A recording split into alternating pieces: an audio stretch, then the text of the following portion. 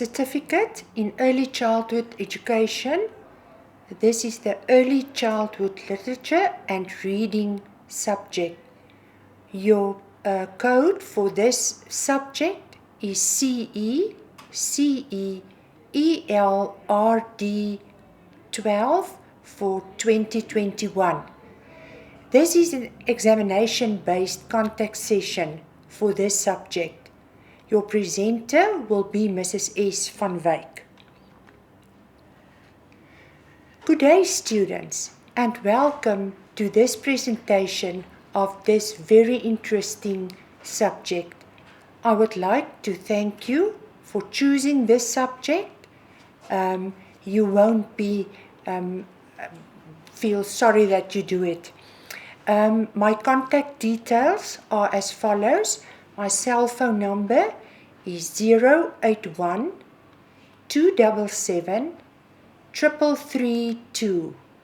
My email address is sonia@wab.edu.na. You can contact me for any work-related problems or assistance according the coming examination. The contact times will be Mondays to Fridays from 1700 hours to 1900 hours. I would prefer it if you could send me an email with your question or questions or problems, and in the latter case, I will answer you through a detailed email, and I will try to do it as soon as possible. First, I want to look at the examination format for this subject. As you know, on the cover page, you must make sure that you fill in your name and surname. And please, students, make sure that you use the correct student number and your correct ID number.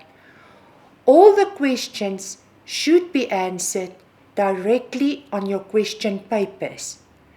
The total marks for the exam paper will consist out of 100 marks. All the questions are compulsory, so there are no choice questions. You will have to do all the questions on the question paper. The time allocated for the question paper will be 2 hours. Now, it's very important that I had to tell you that 70% of your questions will be level 1 questions and 20% will be level 2 questions, and only 10% will make up the level 3 questions. Now, you will ask me, what is a level 1 and a level 2 and a level 3 question? Now, it's very important that you ascertain yourself with the different types of verbs, because these verbs will give you a clear indication of the different thinking levels you should use when answering a question. Now, the most common verbs leading questions will be, for the level 1 questions, it will be verbs like define, describe shortly, list something, name certain things, state certain things, or identify certain things. For level 2 questions, I will ask, for instance, say, discuss something, or discuss a matter or a point or text or whatever, and comment, compare, and mostly it will be compare in table format. I can also, no, this is, compare is a level 3 question. The other level 2 questions, verbs will be discuss, outline, relate, differentiate, explain, predict, and interpret. For a level 3 question, verbs can be to contrast, to comment on something, to compare, now in a table format, to discuss critically, to describe something by giving your own views and meanings.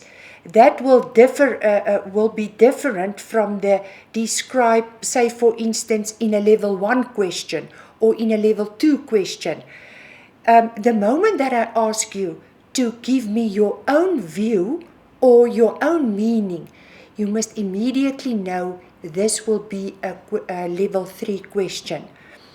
Now, you must go and make sure that you know the exact meanings of what each one of these verbs mean. And where will you find that? You must look in your study guide. In the beginning of your study guide, there's a table of these verbs as well as their meanings. Make sure, students, that you know all of them. It's very, very important. Then, the next point there, always read neatly and legible. Please, I don't want to think or guess or give you marks for something I don't know that you write down. So make sure you always write neatly and legible. Then when you had to write down, say for instance, 6 ways in which parents can encourage their child's spiritual growth, then I would suggest that you write down these facts underneath one another. You can either number these facts or you can put a bullet in front of the facts. That will be much easier for me to understand and to pick out the correct facts.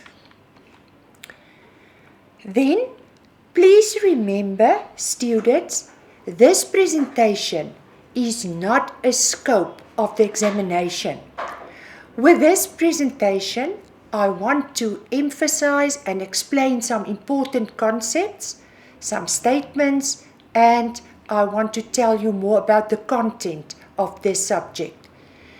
Then it's very important to remember you must study your returned assignment because 20% of these questions can and will be asked in the examination.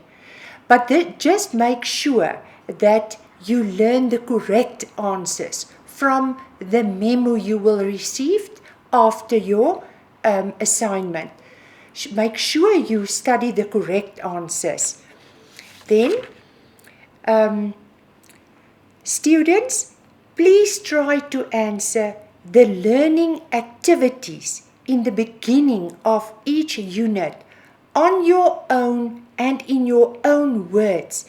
That means you must understand these before you turn to the correct answers at the end of the unit in the feedback on the learning activities.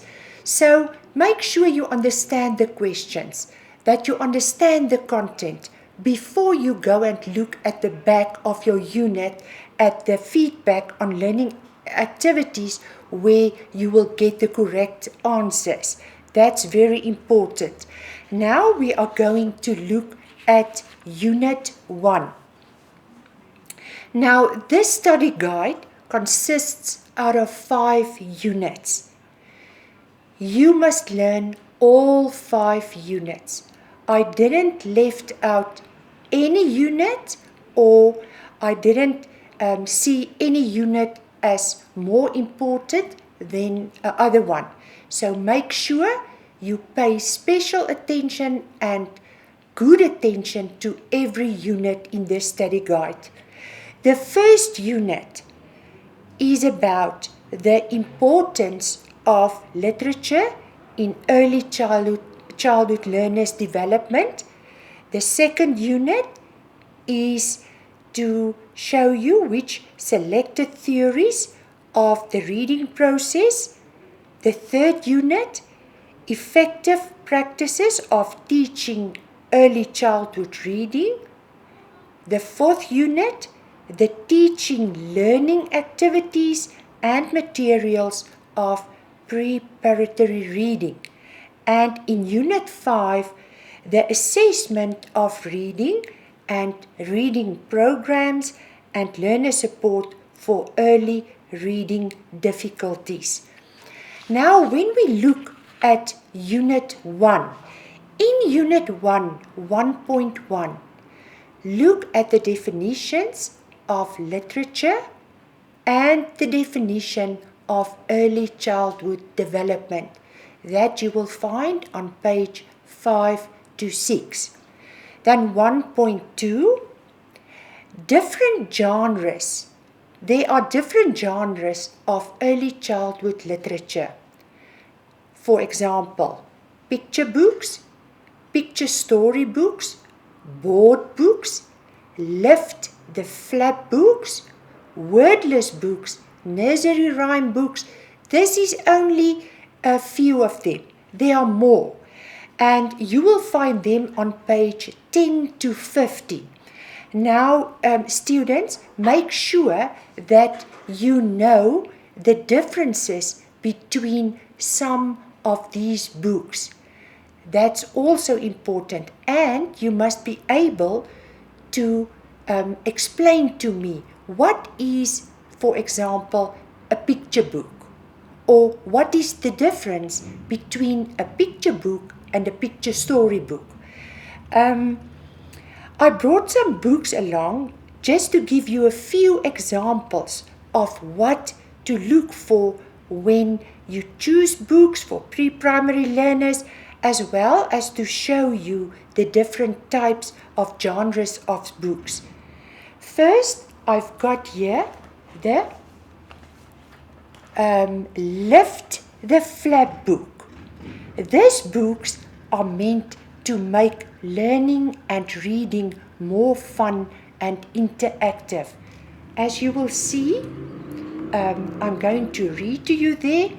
One baby bee is flying on a hot summer's day. She's looking for a family. Did they fly this way? Is baby bee's family in the flower pot? Now you lift the page and out came the two worms. Peekaboo! No, two wiggly worms live here. So, this is just an example of a lift the flip or a pop-up peekaboo book. And this one tells you more or want to learn the learners more about numbers. Then this can also be seen as a counting book. This can also be seen as a counting book. Then I've got wordless books. This is a wordless book. As you can see, the corners are shaped. The corners has a round shape. This is for pre-primary learners. You will see the pages are thick. There are only a few of pages, and there's a picture like the first one, carrots and potatoes. Then there's peas and fish. But what I want to tell you about this is you use a wordless book to let the learners make up their own stories according to the pictures. So this is a wordless book. They can make use of their own imagination and make up their own story according to the pages. Then there's just some books about things that are interested for the children, like they learn more about, say, this one is about monkeys. I am a monkey, and then they can read more about monkeys and this is in their interest. So now we can go on. Guidelines, then you must look at 1.3. What is the guidelines for choosing books for children of different ages? Now, in your case, students, you must definitely pay attention to the ages preschool and early school years. This is the years from 5 to 8 years old, because you are learning now to become a pre-primary teacher. You are going to work with children in that age. So please look at the guidelines. What guidelines should you look for when you choose books for children in these different ages? Then we go to 1.2 or 1.5.2. Look at the advantages and the benefits of reading to children on a daily basis. It's very important to read to children on a daily basis. In school, in a pre-primary school, as well as at home. It's very important for parents as well to always read on a daily basis, even to newborn babies, as strange as this may sound. Now, you will find these advantages and benefits on page 21 in your study guide. Then we move to 1.5.3. We look at emergent literacy. What is emergent literacy? Now you must go and find the definition of emergent literacy and what it is. Now, emergent literacy skills, they are skills that precede a child's ability to read and write. That is things like print motivation, vocabulary, print awareness, narrative skills, letter awareness. Now, just in short, I want to explain what is print motivation. Print motivation is a stage in the reading phase where you want to get children interested in reading. And that is why parents and teachers must read aloud to children as early as from childbirth. Then vocabulary, as it says, vocabulary has to do with words. Teachers must help to broaden a child's vocabulary. Familiar words should be replaced by words that are more unknown to children and that are more difficult for children.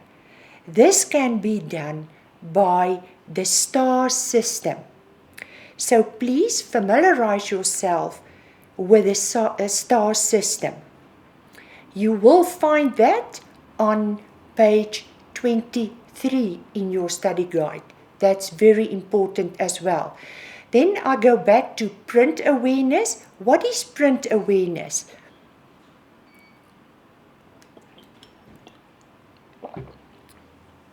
Excuse me. Print awareness is, for example, when you read signs aloud, like on posters or on advertising boards, while pointing out to the objects or words to correlate between them. That's print awareness. Then we look at narrative skills. In short, this is when you show children a few pictures without any words and ask them to make up their own story and tell it to you. Letter awareness.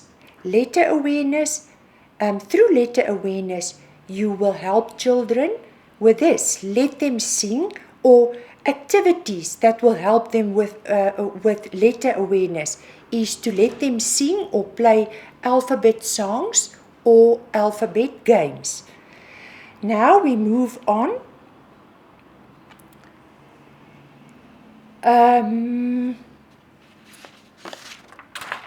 To Unit 2. In Unit 2, on page 60, I want you to look at the definition of the term reading. What is reading? Now, reading have a few types or main types or techniques. There's 4 of them. The first one is skimming, the second one scanning, and the next one intensive reading and extensive reading. Students, assure yourself about the meaning of each of them. In 2.2, we look at the stages in the reading process that you will find on page 61. Now, the first there that's important is you must be able to know what is the definition of the following concepts is important for a pre-primary teacher to know. Independent reading, buddy reading, guided reading, and shared reading and reading aloud. Also, very important, know what each one of them is. If I ask you, please explain to me how you will do buddy reading in your class, you must be able to tell me what buddy reading is or what guided reading is. Then, when you look at 2.6, there's some deficits in reading comprehension. What are these deficits? You will find that on page 8.3 in your study guides. Then we go on. Number 2.7. How will you motivate learners to read more and develop a love for books? Now, I've shortly pointed down here. I'm going to read them over. Read expressively. Add inflection to your voice. Read slowly. Adding different voices. Have fun with reading. Pause while you read. Let the learners to turn the pages while you are reading. Pay special attention to the learners. Pause every now and then. Don't shut down a child's predictions. Ask them to identify with the characters. Look at the learner's body language. Adjust your behavior. Shorten your reading time if necessary. Reading stories aloud that are short and have bright colors. It's very important that this is only a very brief and short outline of the points. If this question is asked, it will be expected of you to elaborate on each point. Then we look at 2.8. There's some ways to create a reading culture in your school. You can do it through the school entrance foyer. You can do it in school corridors or on school's notice boards, or in the principal's office, or in a school staff room. Make sure, familiarize yourself with that so that you can tell me how will you or what will you do in, say for instance, your school's entrance foyer to create a love for reading.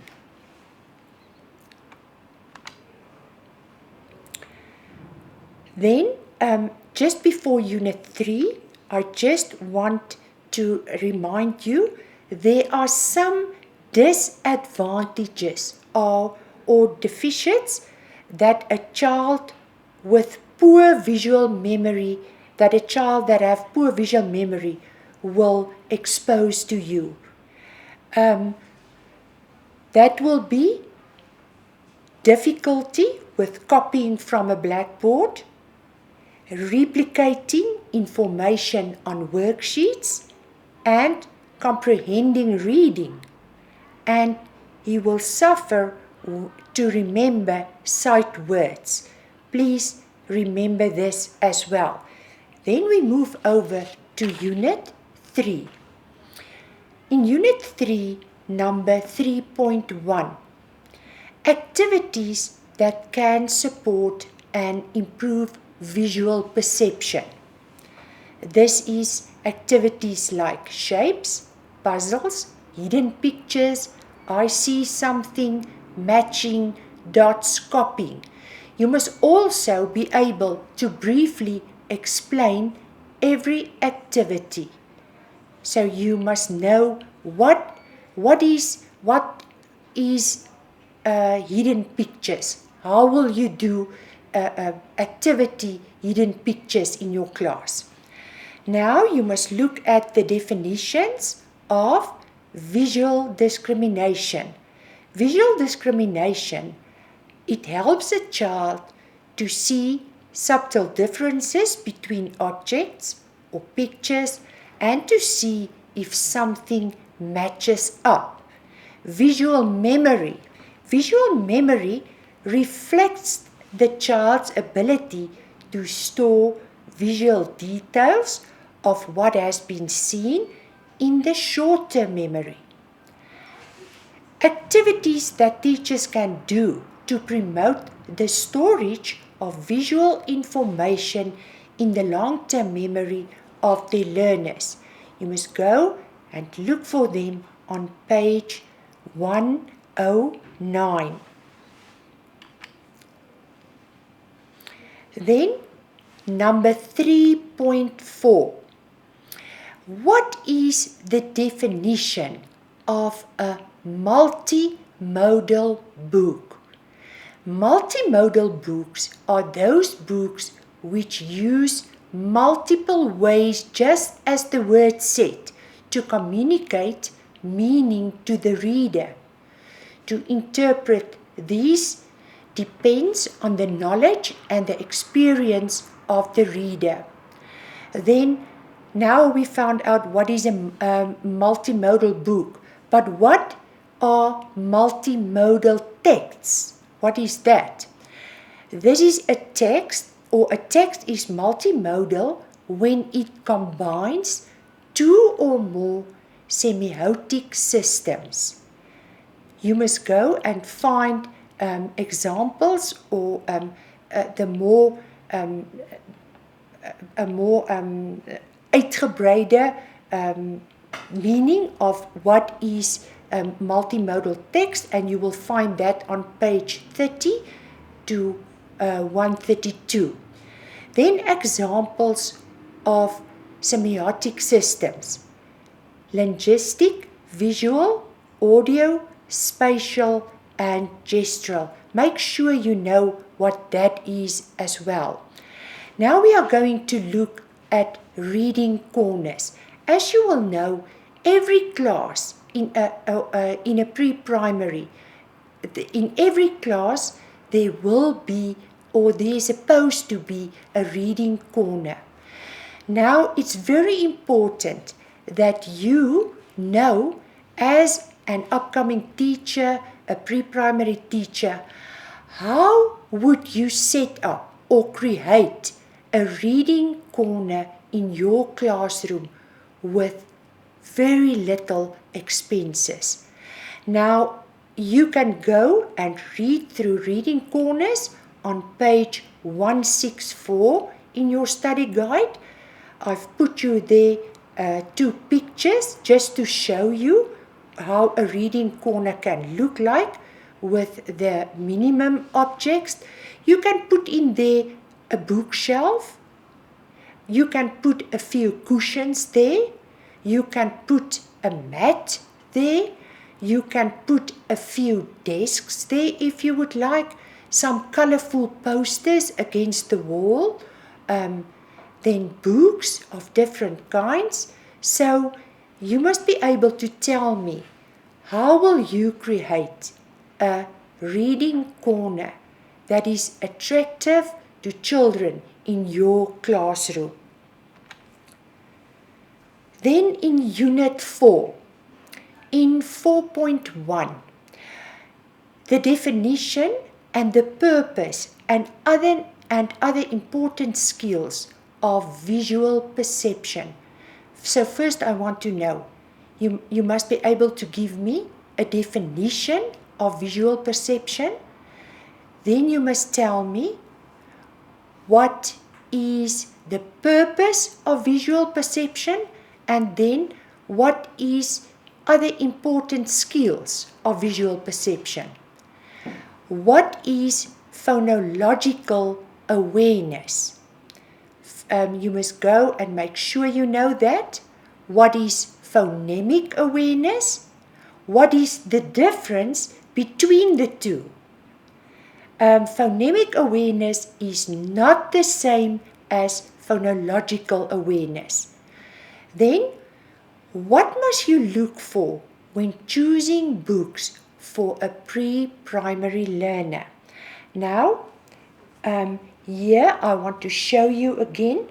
If you look at these pictures in this book, it's very bright and colorful.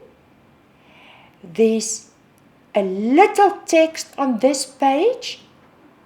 The pictures are big. The illustrations are big. It's colorful. If you look at this one as well, look at the pictures. It's big and it's colorful. Even the texts on this book are big and very easily to see for the children. So this is just some examples. The illustrations must be big and bright. The story must be simple with a basic plot. Books that help answer a pre-scholar's why questions. The book can consist or has a lot of rhyming text including classics like Mother Goose. I don't know if you've seen the Mother Goose and Dr. Zeus books, but that is books with rhyming text in. Then classic stories with universal themes such as friendship and generosity is also very important for small preschoolers.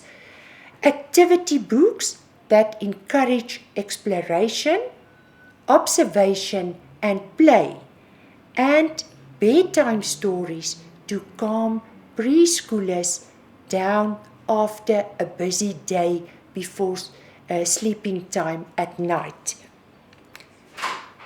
Then we move on to Unit 5.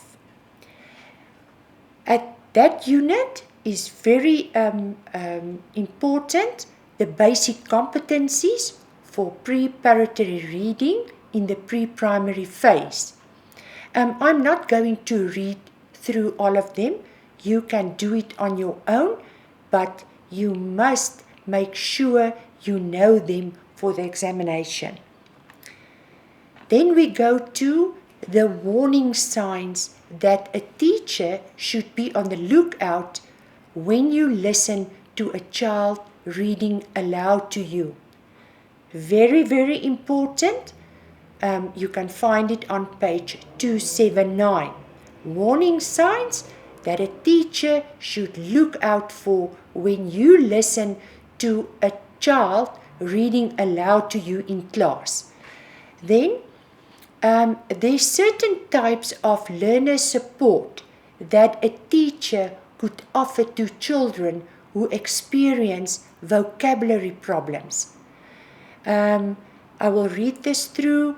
You must help build language skills in class by playing oral and written word exercises and games.